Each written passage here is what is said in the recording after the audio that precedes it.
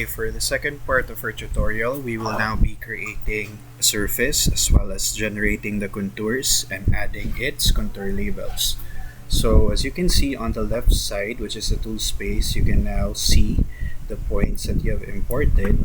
So we will now go ahead and create a surface by either selecting this or the upper part of your interface and selecting create surface.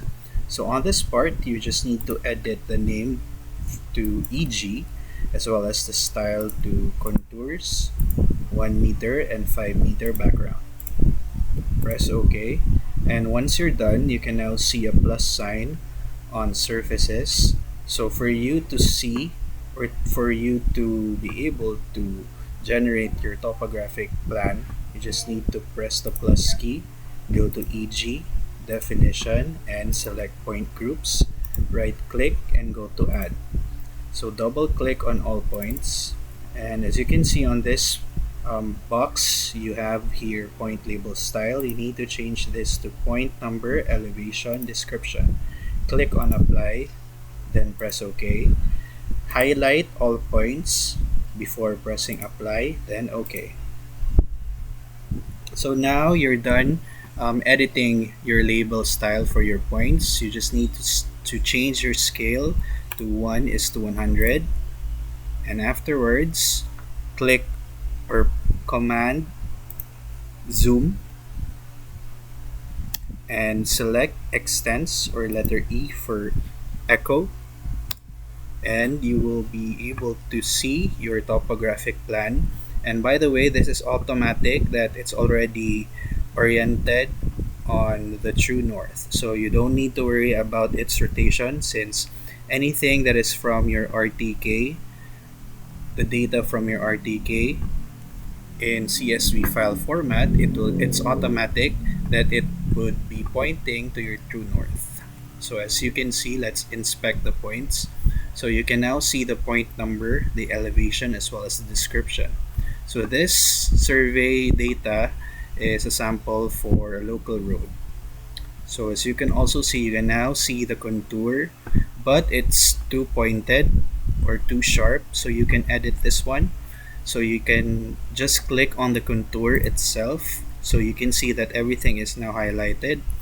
Right click, go to edit surface style, then go to contour smoothing, then change this to true, and afterwards you can now select, or you can now increase or decrease the contour smoothing depending on your liking.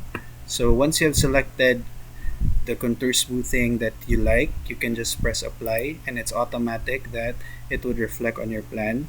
Once you're already satisfied, just press OK. So you can now see that the contour is now smooth. And lastly, you can now put contour labels or the contour intervals for this one.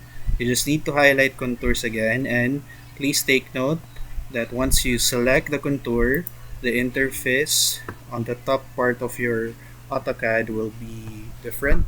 So you just select add labels, go to contour dash multiple, and just do it by freehand by crossing through the contours, and it's automatic that it would put your contour interval for that one. So let me just show it first.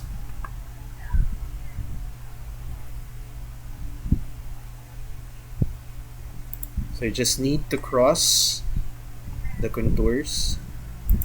There you can see the contour interval for that one. So this is freehand, so there is no ruling for this one. As long as the contours are visible on your plans, then that's definitely not a problem.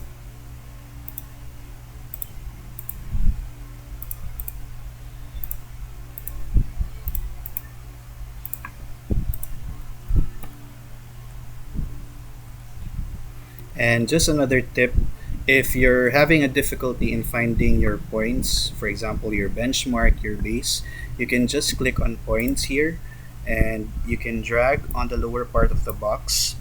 So for example, you want to locate a certain point, let's go to BMER or benchmark ER.